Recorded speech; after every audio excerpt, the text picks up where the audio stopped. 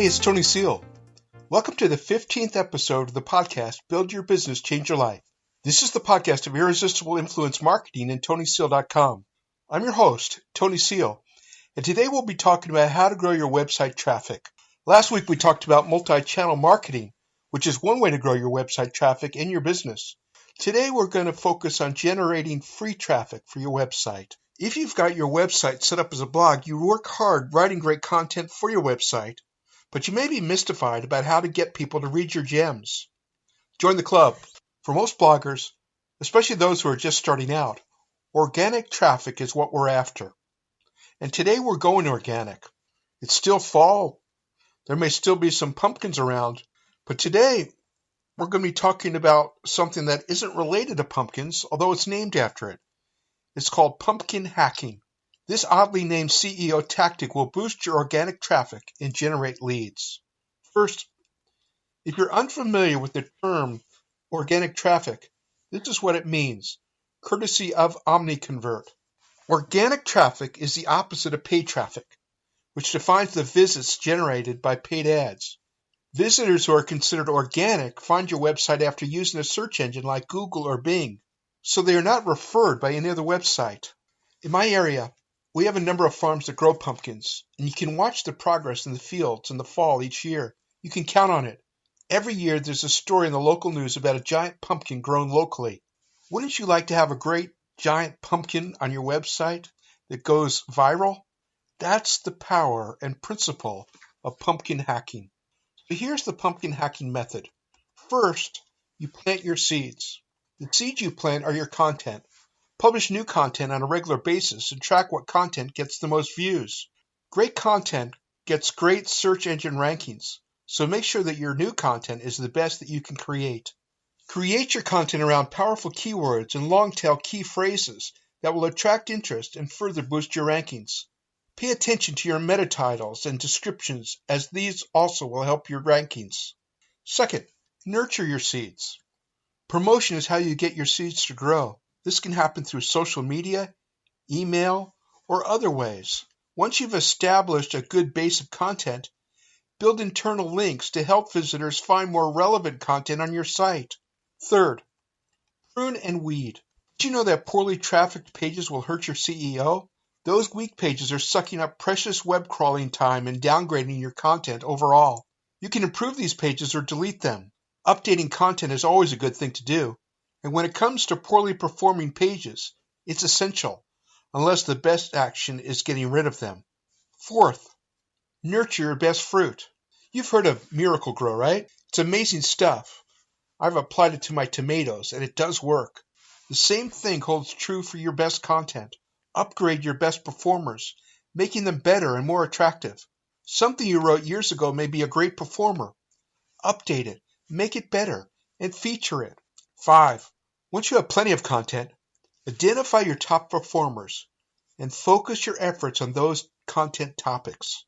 Your top performers are those that have the most reads, shares, and backlinks. That's pumpkin hacking, and it can work for you. Here are 12 more proven tactics to drive more traffic to your blog. Most of these blogging tips are free, and they are all effective. First, understand your audience. What makes them tick? What content will be most appealing to them? How can you best help them achieve their goals? Second, constantly learning. If you are growing in your knowledge of your niche, you have fresh new ideas to share with your audience. Very few readers want to consume the same old content. In fact, regurgitating the same basic information will turn off your readers. Give them something truly valuable that comes from your growing personal knowledge base. Third, write about what your niche cares about. It's not about just generating more traffic. It's about generating traffic from the most likely potential buyers.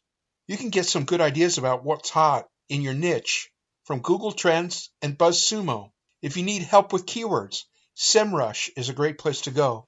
Fourth, as you begin to approach your topic, consider how you can create content that stands out from the crowd.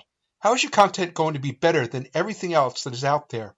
Offer your own unique perspective on the topics that you cover. This will build your brand as you develop your voice, your unique take on what you're blogging about. 5. Write better headlines. Headlines are what drive much of your traffic to your blog. If your headlines or subject lines for your emails don't interest potential readers, you're not going to be able to drive traffic to your blog. If you need help with this, get my free report, The 10 Ultimate Headline Formulas to Maximize Your Profits. You'll find a box in the upper right-hand corner of tonyseel.com where you can order your free report. And you'll get it quickly. 6. Your email list can and should be a regular source of readers for your blog.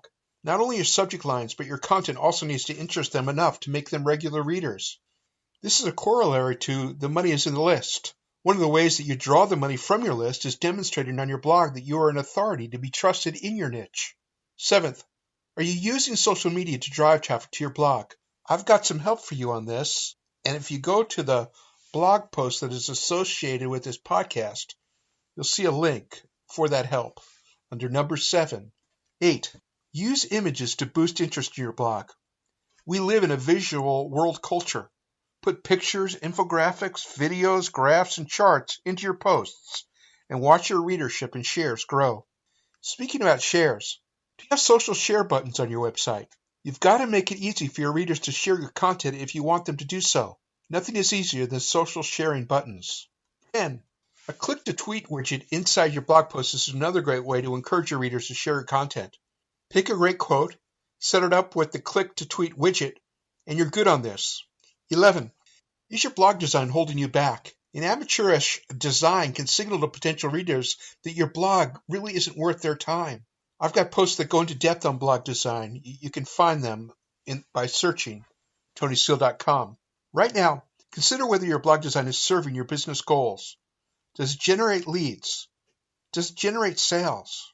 What can you do to your blog design to generate more leads and sales? 12th, how is your blog's loading time?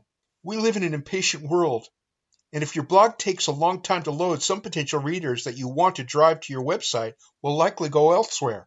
You can check your blog's loading time at loadimpact.com. To find out what's slowing your website down, go to Google Page Speed Insights. These are my 12 best tips on driving traffic to your blog. Using these 12 tips and pumpkin hacking, I'm sure that you could drive more traffic to your website. You've been listening to Build Your Business, Change Your Life, the podcast of irresistible influence marketing and tonyseel.com. I hope that you've enjoyed this episode, and I look forward to our next time together. In our next episode, we'll be talking about growing your email list. You heard this saying earlier in this podcast, the money's in the list.